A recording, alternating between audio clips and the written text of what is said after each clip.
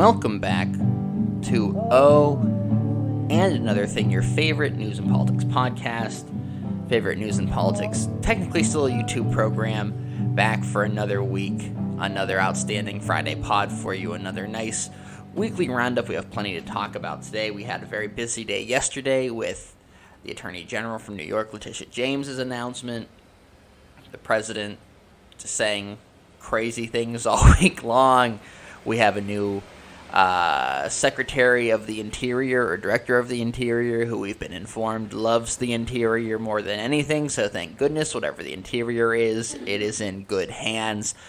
You gotta love the Interior. You gotta love the Interior. Interior design? No, there's the Department of the Interior. It might be Interior Design. I don't know if he's in charge of the rooms or not at the White House. That would actually make the most sense, because that seems would. to be Trump's biggest priority. It does seem to be his biggest priority is interior design. So maybe it does. Maybe that's what he thinks it really is about. I thought that yesterday, or not yesterday, but I guess on Wednesday, whenever he was appointed, I was like, maybe Trump really does think this is about like design. It was great. We're going to redesign the West Wing. I hate this. Because you know what's funny? He did also, one of the big holdups, and we'll talk about this later on in the pod too, is that him and Republicans, I should say, have tried to put a provision into this next CARES Act, into the next stimulus bill for renovations for the West Wing. So maybe he does actually think that there is something to do with interior design and all of this. So maybe during the interview they were having it, and he was like, "Well, what do you think of The Office?" I was like, yeah, it's a fine office. I mean, if you wanted to change the drapes, maybe add like a little a breakfast corner or something. Love it. Love it, you're hired. Who knows? Anyway, your host, Vince Petrone, Bertram Beans, our producer, Giovanna here. I don't know if you heard her during the segment there, but she's in the house today to keep us on track. An apology ahead of times in case we need it, and it may have happened already. I don't know why it's happening. I don't know what to do to fix it. I have to do some research for you guys before the next podcast, but you'll notice, hopefully not too many of them, but we have been getting dropouts, as they're called, on the Audacity. When I do the recording of the podcast, it's been dropping out and losing audio in places here and there, little increments. Last week we had a couple of big ones that I think threw off the podcast quite a bit. I did my best to edit through them. But I'm sure some context was lost, so I'm sure it wasn't exactly great, but you guys know me, you know I'm not saying anything too outlandish or too crazy, so it's nothing to be worried about that you're missing context for, but I know it will take away some of the enjoyment of the podcast, so I do apologize this week if there are any major dropouts like there were last week. I am, however, hoping that if we take breaks in between segments, as opposed to just, and by segments I mean stories, as opposed to just plowing through in one take as we generally try to do, I'm hoping that will limit the dropouts, and they'll only be at the beginning of the segment, so I can usually cut them out and make it work for you guys. So that's a little behind the scenes info for you guys, a little inside baseball. And speaking of baseball, and speaking of heartbreak, this week has been nothing but sadness, nothing but hurt, nothing but pain for, shout out to my fellow Mets fans out there after we found out that, boy, was that Sunday's game? Has it been? Was that Sunday's game? It's been Definitely earlier in the week. long week that Yoenis Cespedes was missing. And we're going to talk about this real quick before we get into the news of the podcast. I think it speaks to a lot of issues going on in Metland and why I'm excited for new ownership. Hopefully it's Steve Cohen. I know we don't love billionaires, but if said billionaires find a way to win my Metropolitans a World Series and therefore me a World Series, I am fine with those said billionaires. And those particular billionaires in that small setting of winning my Metropolitans a World Series championship. So, on Sunday, I was at work. The Mets were playing, I believe, a 1 o'clock game. So I get on my phone at noon to check the lineups, as I tend to do. I love to see what a Sunday lineup's going to work with. Traditionally, the Mets have done pretty shitty Sunday lineups where things, you end up with, let's say, like, you end up with, what was the worst? I don't have any old lineups in front of us or any old Mets rosters in front of us, but there were times last year where we had Denny Hechavarria starting on Sundays, which was fine because Denny Hechavarria is a fine player, and I'm sure I'm mispronouncing his name, but he wasn't the best player on the Mets last year, or one of our better options. There's always little things like that in a Sunday lineup for baseball where you always end up with a couple of your less preferred players, your less big name players, if you will, in the lineup, because that's traditionally a rest day for a lot of players. So I checked, long story short, I checked the lineup, and I noticed Cespedes wasn't in the lineup. So I'm like, okay, nothing there. I scroll a little further, and I see that the Mets have put out a statement saying that they can't find Yoenis Cespedes, that they've tried to reach out to Yoenis Cespedes, and they've had no return contact with him, and they've tried to speak with agents, and they've sent security over to his hotel, and nobody was there, and all of his belongings were gone. So I'm like, oh, okay, so Yoenis Cespedes got kidnapped. All right, that's fine. That's totally normal thing for a defector, a Cuban defector to just go missing. That's always great news, right? So game goes on, day develops. We find out that Cespedes, toward the end of the game, we find out that Cespedes spoke to a few members on the team on Saturday after Saturday's loss to, I think it was the Braves, saying that he wouldn't be returning. And he told a few people on the team, and probably thinking that it would get around the clubhouse a little more than it did. Shout out to the team for keeping it quiet, but also not shout out to the team for keeping it quiet. Then we find out that Yoenis Cespedes' agent very possibly reached out to the Mets. Not 100% sure that he reached out to the Mets yet. We're still getting more news on the story as the week has gone on, but there is evidence, and the agent has said that he reached out to the Mets before the game on Sunday and informed them that Yoenis Cespedes would be opting out of the 2020 season for fears of the coronavirus. For those of you just checking in where we're at with Major League Baseball and coronavirus, they've had two major outbreaks on two teams. The Marlins and the Cardinals have both had more than 10 people test positive in the past 2 weeks for coronavirus. The Cardinals, after they allowed their entire team to go to a fucking casino. The Marlins, after they all went to a hotel bar, because we keep talking about how Major League Baseball has these precautions. We talked about it on the Friday pod last week, how they have these precautions, and they're taking every precaution possible and every step possible to make sure players are safe. But then we see stories about players going to casinos and going to hotel bars, and you have to wonder, is that really true? Is there any substitute for coronavirus prevention, any real substitute for a quarantine, for a bubble? We'll digress from all that because it's not our job and not what we're talking about today. So, Cespedes, they find him. He's fine. He's opted out of the season. But where the real issue comes in is how, of course, it had to be how the Mets handled the situation as awful as possible. Granted, Cespedes could have made more of an attempt to let people know that he wasn't going to be returning for the rest of the 2020 season. He was going to be opting out because of concerns for coronavirus. We find out later on that Yoenis Cespedes lives with a family member who is immunocompromised or old and is at a higher risk for coronavirus. So shout out to him for doing what he believes to be the right thing for him and his family. We are not here to say Yoenis Cespedes did the wrong thing, and in fact, we believe he did the right thing because he did. You know, if you have concerns about your safety in your workplace, you speak up and voice those concerns. It's something that takes a lot of courage, takes a lot of strength to do because you're standing up to your employer, and in this case, standing up to a whole league saying, hey, you guys aren't taking things as seriously as you should. You're lying to everybody watching, saying that you are. Look what's happening. I'm not playing. So the Mets put out this statement on Sunday essentially trying to shame Yoenis Cespedes for making the choice that he made to opt out of the season, which is such typical Mets bullshit. Everything the Mets do is usually involved, and I still love the Mets. Fuck them. But I can't wait for new ownership because this is what the Wilpons, the Mets' current owners, do. They trash players unless you're David Wright on the way out the door. They've done it with Yoenis Cespedes now. They did it with Jose Reyes before Jose Reyes threw his wife through that sliding glass door.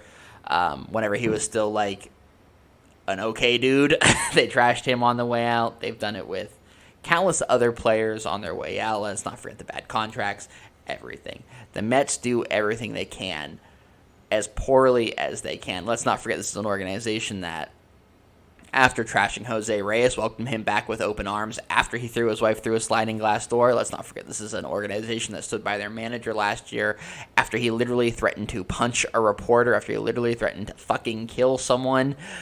Shout out to Tim Healy. Organization that stood by a starting pitcher who also said they would beat up that same reporter.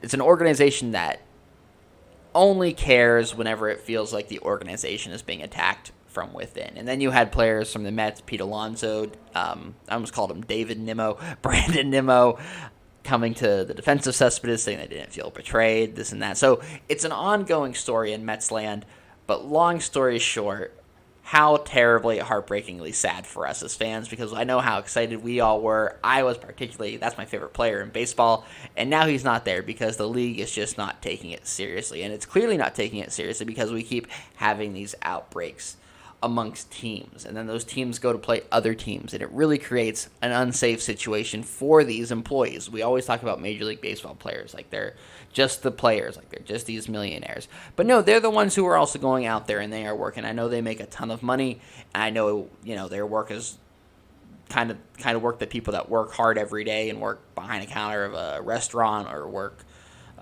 shifts at factories or work behind some desk at an ad firm would kill to have. I know a lot of us would kill to be Major League Baseball players.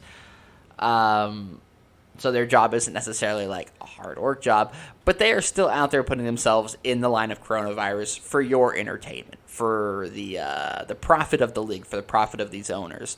So they should also have some right to protections that are actual protections for them. And yes, it is a failure of the players on their own parts for going out and doing these things in large crowds and going to casinos like the Cardinals did.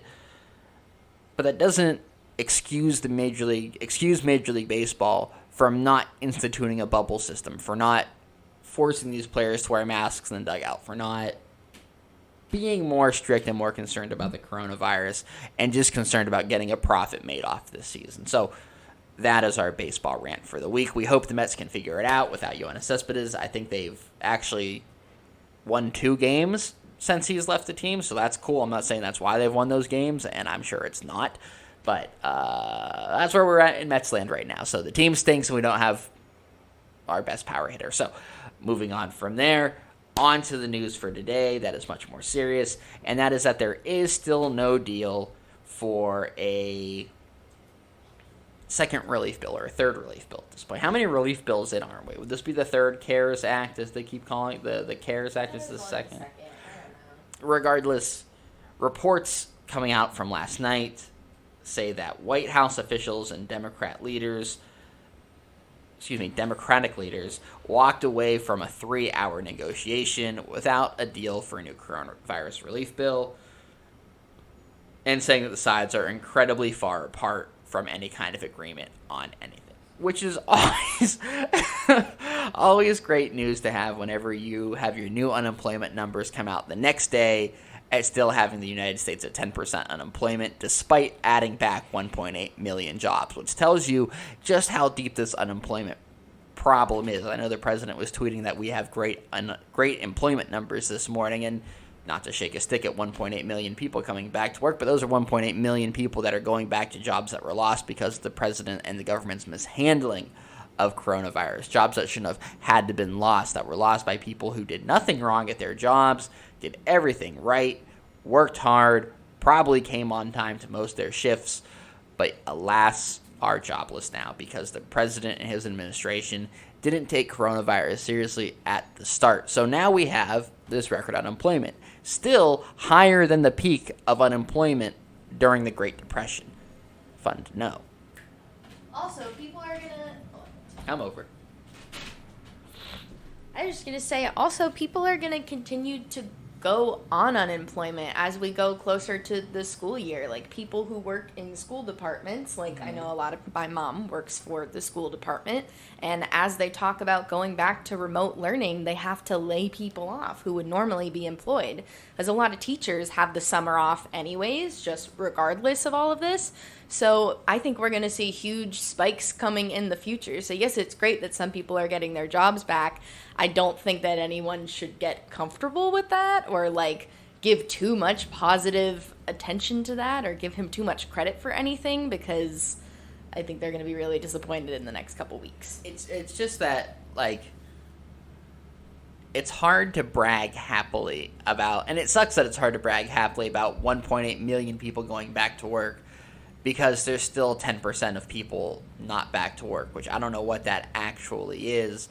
But they're saying that we could add 1 million jobs a month. I saw one report saying that we could add 1 million jobs a month for the next year and still not be back where we were.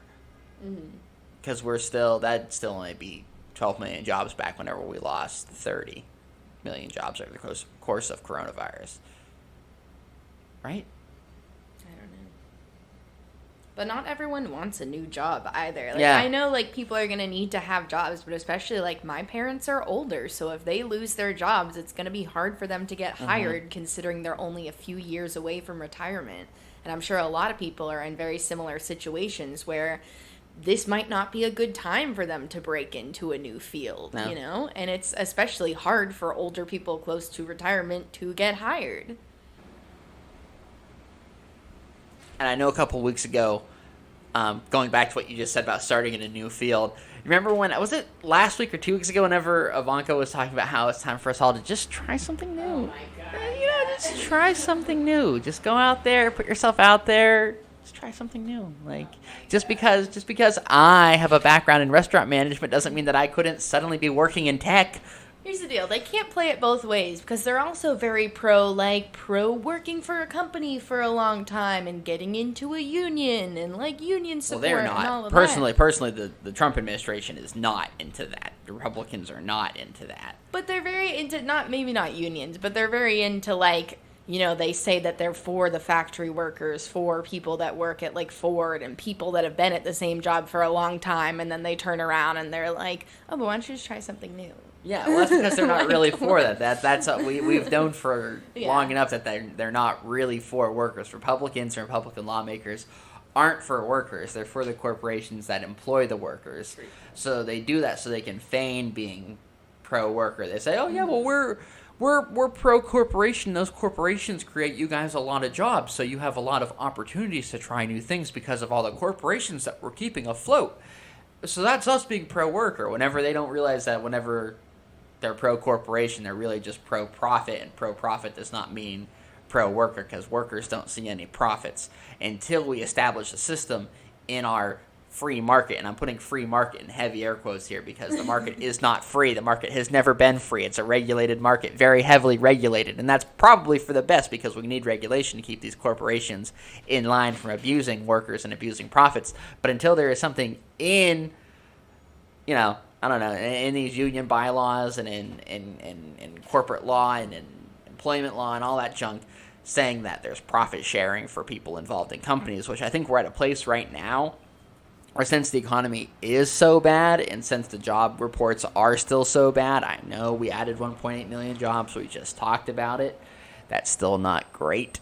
We're still, again, at a 10% unemployment. We're still at the same peak we were during the Great Depression right now.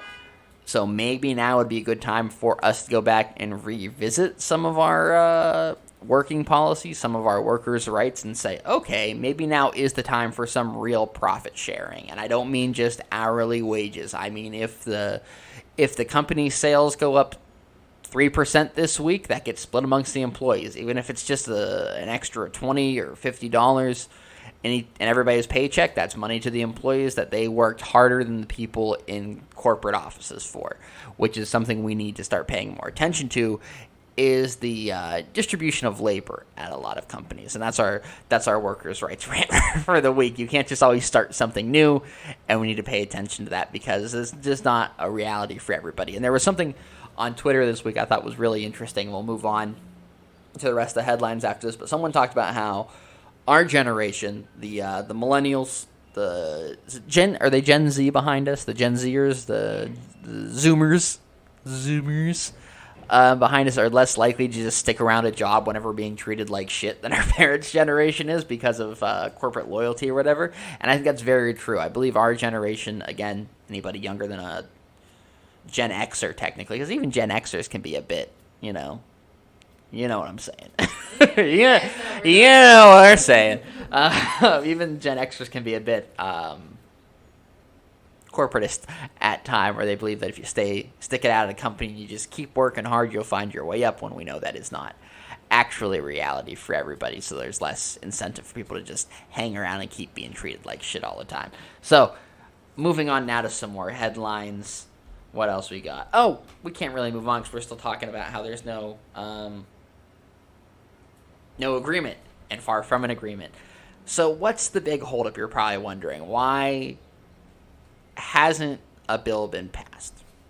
Let's go through from March. So in March, Democrats passed a bill that would have extended every single one of these programs, be it the rent moratorium, the extended unemployment benefit, student loan forgiveness until September 30th.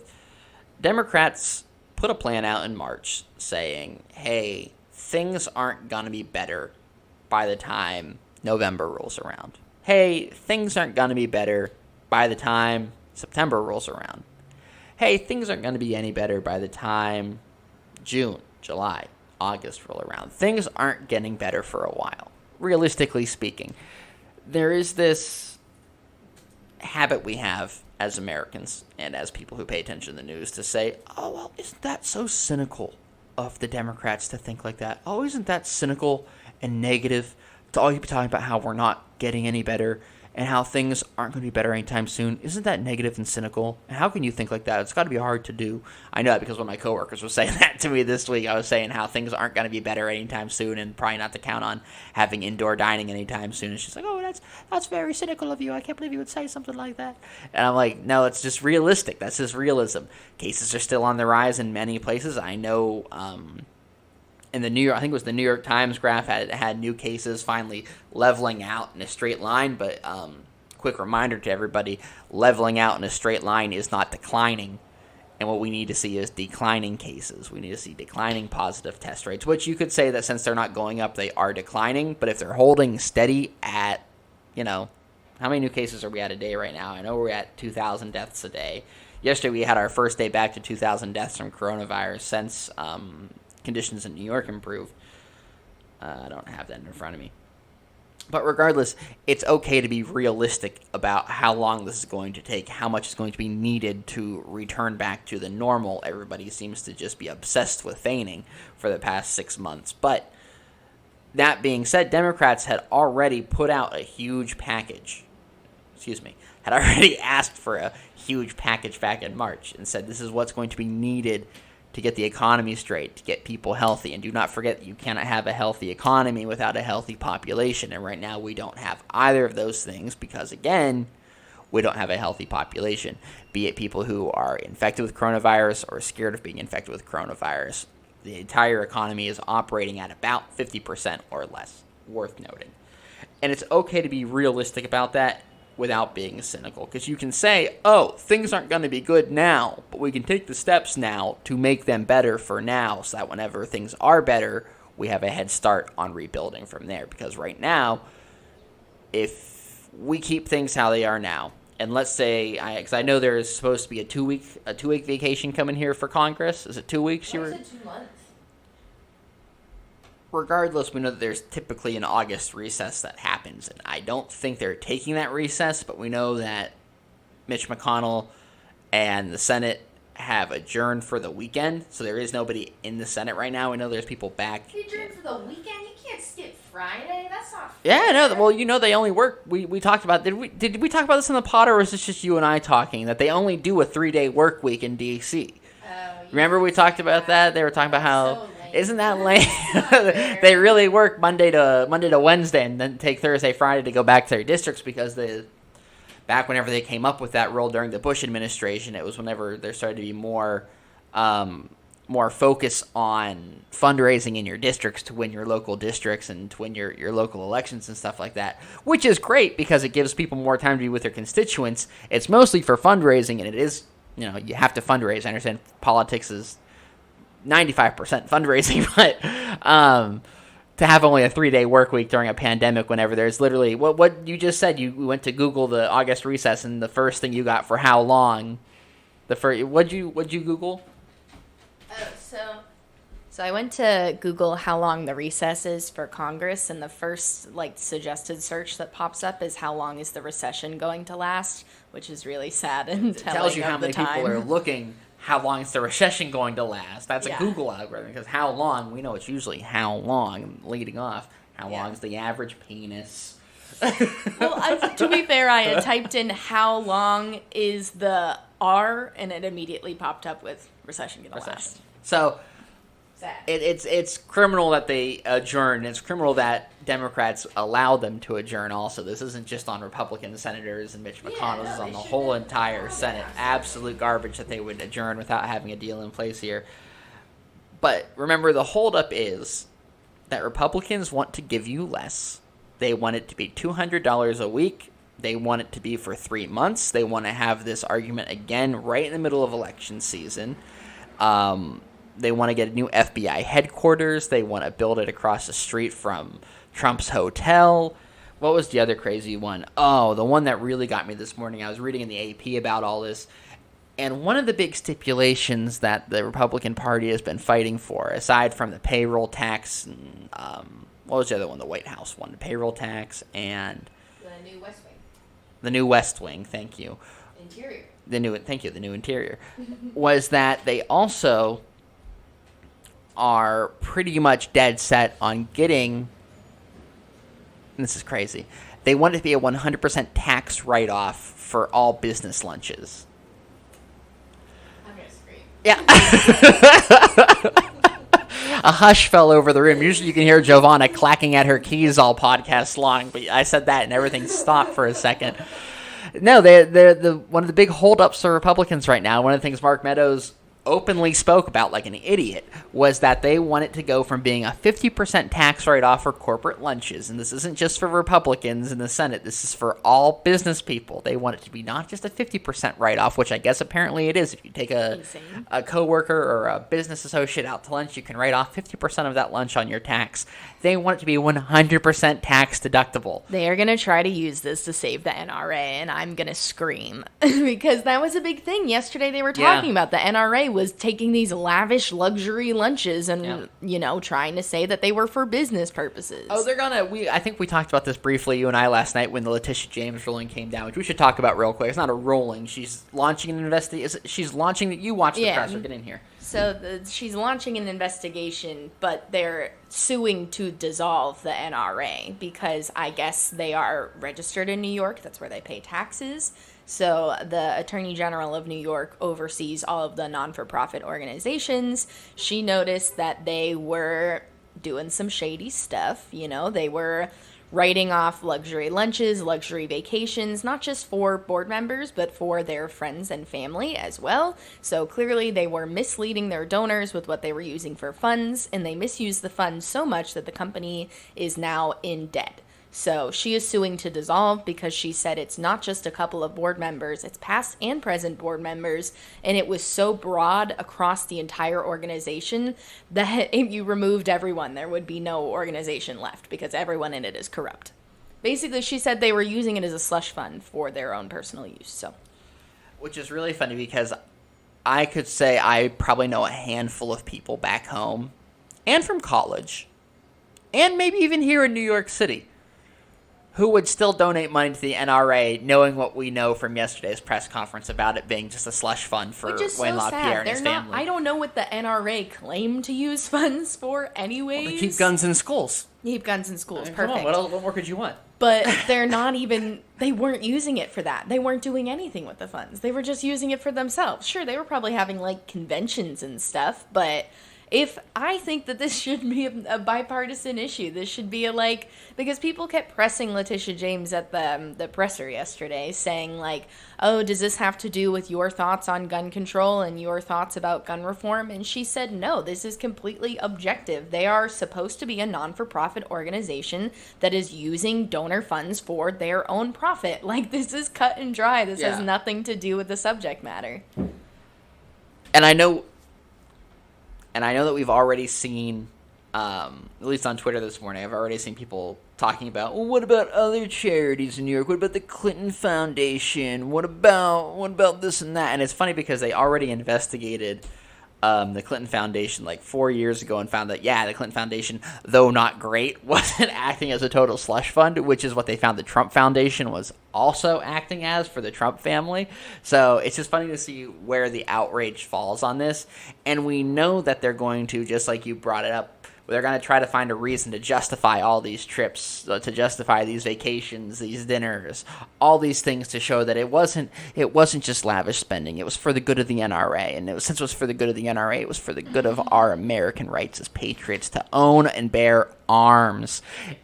And speaking of arms, you remember how funny it was during the Jonathan Swan interview on Monday whenever he talked about Jonathan Swan asked the president. Pretty eclectic podcast today for the people. Asked the president about Russia arming the Taliban, and the president goes, "Now, when you say arm, what do you mean?"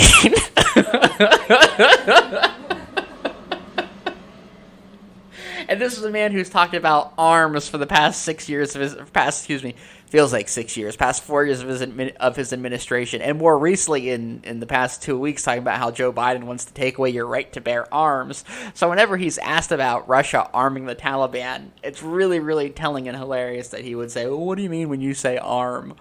Stupid. Very transparently knows exactly what's going on with Russia and the Taliban, just doesn't have the spine to do nothing about it. And you could say Obama didn't do nothing about it either, but we know which one of them is more aligned with letting Russia do as Russia pleases. So that's not really the debate to be had. So again, we're in a place of gridlock. Republicans are trying to hold the economy hostage so that they can get some nice corporate scores for the big corporations that keep paying for their re-election campaigns, and it's just business as usual in D.C. as far as that goes. All we can do is hope that there is something passed in the next week, because today would be the second week in a row now that people are getting just their bare minimum, right? Bare minimum unemployment, which I know for some people is $400, but for a lot of other people it is a lot less than that, and I know a lot of people are making up to about 20% of their usual income, 30% of usual income, whenever they were getting at least 40. So, I mean, you want the economy to recover. This isn't exactly the way this isn't exactly the way for the economy to recover, just to have people have no money. So, very exciting times in D.C. We'll see if they can come together here in the next couple weeks. It seems like the things that are separating them,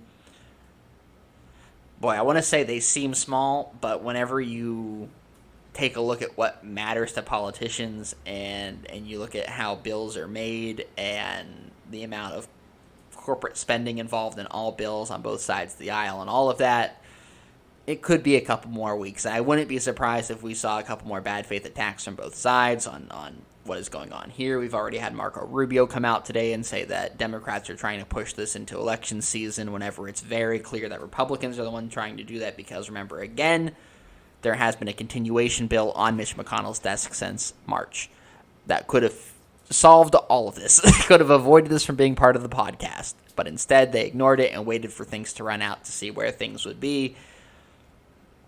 And the other cynical, and this is me being cynical here, the other thought I have is that now that we've had these great unemployment numbers come out this month where we have 1.8 million people going back to work, I'm sure that's not exactly going to inspire Republicans to want to move any faster to get the unemployment extended for people, which is not great. So we will see what happens there. Hopefully it can be resolved quickly enough. And since we talked about the NRA, and since we've talked about Trump and bad faith arguments, I think it's time for us to get ready to shut down the podcast here, so we'll close with this. We had a lot more to talk about today, but we had plenty to talk about with baseball and all that. Should I do some more headlines before we close it out? Should I do more headlines before I close it out, or just go right into Oh, there's plenty of headlines. There's plenty. I mean, let's grab some more headlines here. The State Department has lifted a blanket warning against international travel, but with the United States still reporting far more coronavirus cases than any other country, many nations don't want Americans to come to their countries, which is really exciting because we've always been the country that was able to do anything. It used to be that they used to say having an American passport was literally the key to the world because nobody would say no to you because it's American passport. There's nothing holding back an American passport from being a very acceptable form of ID, form of entry into a country. Where that American passport now is literally a red flag to a country saying stay out. It's worse than being a terrorist on a no-fly list at this point, being from the United States of America. Because remember, you could have been on a no-fly list and still flown a plane into a building for 9/11. Whereas you can't get on a plane and go to France right now if you're an American citizen. So worth noting that things are not great for us as travelers. People don't want us, and it's not great that we're welcoming people back in. Can I just say how crazy of an idea it is that we are welcoming people right back in as travelers? And I know They shouldn't want to come here. and you shouldn't want to come here. I know we still keep getting. I don't know where these European tourists are coming from. So my work gets a lot of European tourists. Nothing wrong with that. Shout out to them coming and supporting the business, even though shout out to them supporting the business is also putting me at a great health risk. Though it also allows me to have a job. It's a very double-edged sword right now, just living. So where are all these European tourists coming from, though? I swear to God, this week I had a five-top, table of five come in, all from France. I don't know how they got here. I don't know what they're doing here, but they were here, and none of them wore a mask. So, really, I don't know why you'd want to come here. I don't know why you coming to New York City whenever there's nothing open. Yeah. If you're coming to New York City just to outdoor dine, and then the other great thing about Europeans is they go, "You Americans just figured out outdoor dining now. We've had outdoor dining in Europe for centuries." And it's like, then stay there. Then do your outdoor dining there. Dining too, but just less. It's like, great, go do your outdoor dining back home then. Don't come here to do your dining. And your food might be better. Honestly, Yeah, I wouldn't be surprised. So, not that our food here in New York is bad or anything. I love all of our food, but, why come here to do the outdoor dining that you claim to have been doing for centuries and have perfected back home? Anyway, ugh. And lastly here, for headlines, the researchers, listen to me, researchers warn that the U.S. death toll could climb to nearly 300,000 by December, nearly double the current tally. However, if 95% of people nationwide wear masks in public, approximately 66,000 U.S. lives could be saved. So, wear a mask and save 66,000 people at least. How horrifying is that we're going to double our death from where we're at now? That's very horrifying. They're saying that by December, 300,000 people in the United States will have died from coronavirus. And that's double what it is right now. Yeah, well, we're at 160. How could it increase so much? A lagging indicator, just how it goes. Like, It is what it is.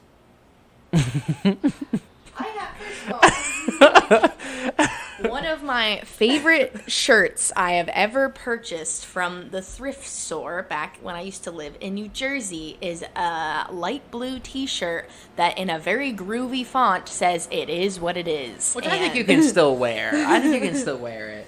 But I feel as if he has stolen my phrase that so often has brought me joy and brought levity to many serious situations has now been taken from me. And I had people reach out to me, encouraging me not to wear the shirt anymore. And I think you can still wear the shirt.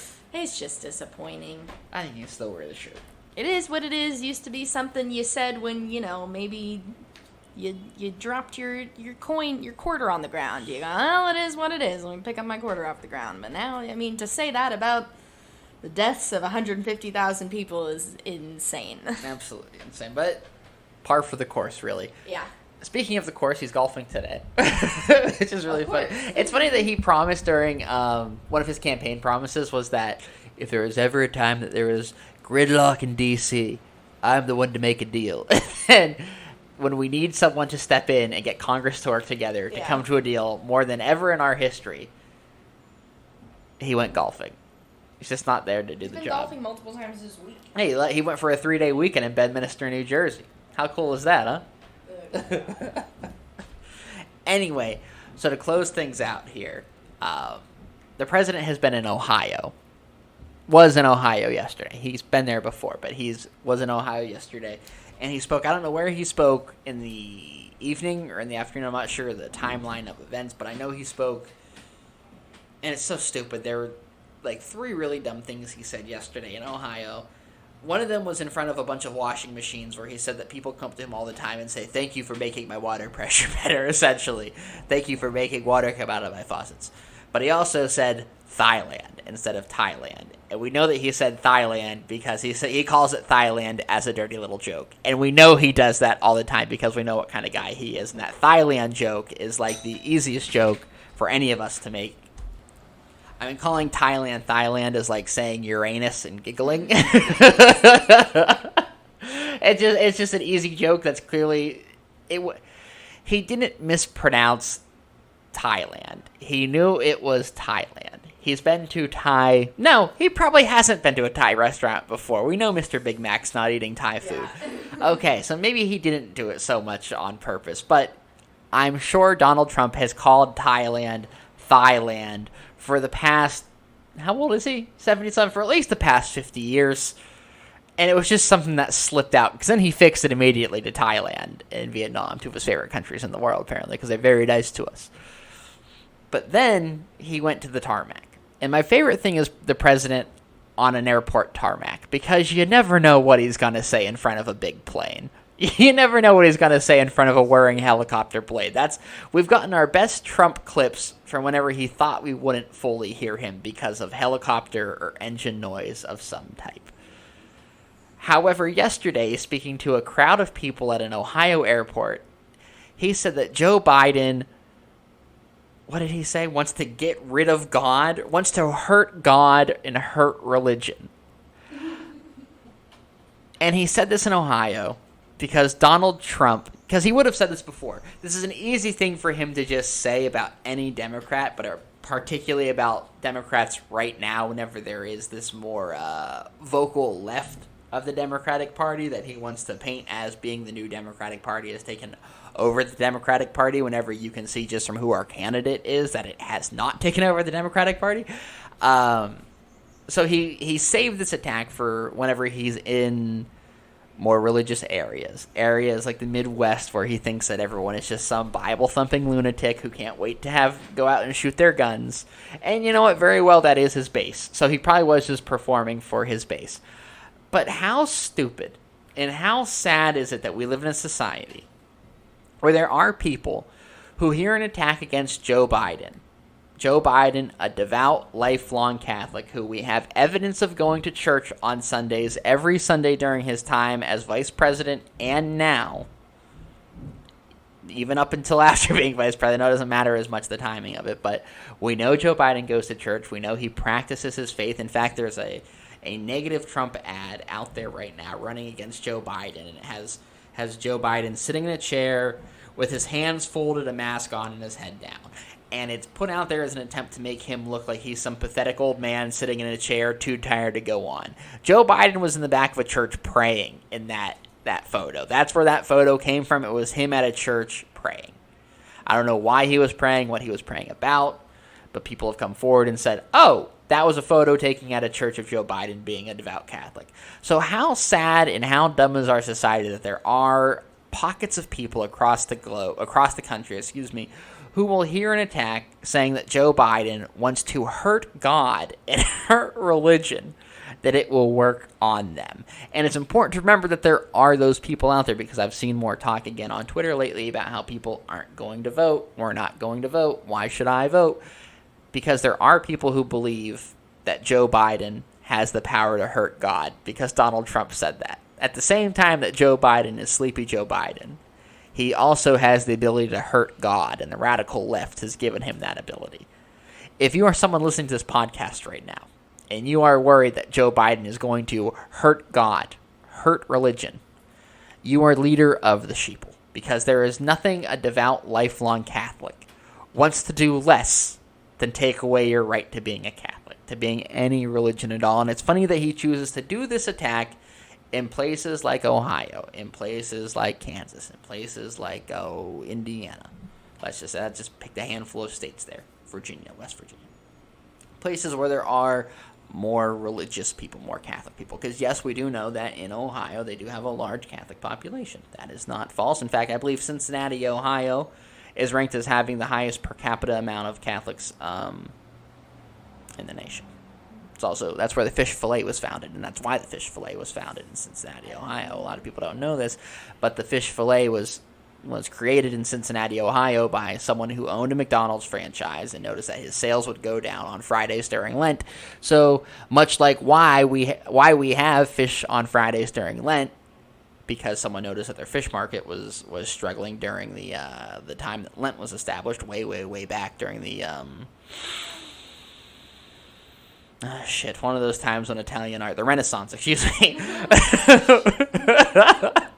During the Renaissance times, whenever Lent was created and the tradition of eating fish and not eating meat on Fridays was established because a local fishmonger who had a connection to the Pope said, hey, my sales are going down. Let's make it so you have to eat fish on Fridays. Now we eat fish on Fridays. That's the same reason the fish fillet was created, essentially. This McDonald's owner noticed that his sales were going down on Fridays and weekends during Lent because people in Cincinnati, Ohio couldn't eat his food at McDonald's because it was made of all meat. So he created the fish fillet. It took off, and now we have the fish fillet phenomenon, where people say that they prefer the fish fillet over the Big Mac, which I have to say you are fucking stupid if you prefer the fish fillet over one of McDonald's beautiful, juicy cheeseburgers. Not an ad for McDonald's. I just like cheeseburgers. So, why was I talking about fish fillets? Because that's why Donald Trump went there and said, hey, this is what Joe Biden wants to do. You're all dumb Catholics. You should believe it, because what I say to you people is just as good as the Word of God. Because Donald Trump believes every stereotype about every region, about every person that he's been in charge of governing for the past 4 years, and it's even more reason to get rid of him. Because Joe Biden, again, is a lifelong devout Catholic. It's a bad faith attack attempted at taking away support from Joe Biden from the religious left. I'm not part of the religious left. I do not believe in any kind of organized religion. There might be something out there that keeps everything afloat. As far as I know, I'm in the ground, baby. That's just how it goes. Though I do have a burial request for everybody listening to the podcast today. If I die anytime soon, just burn me near a pile of trash. Just 2 birds with 1 stone. Burn it all up.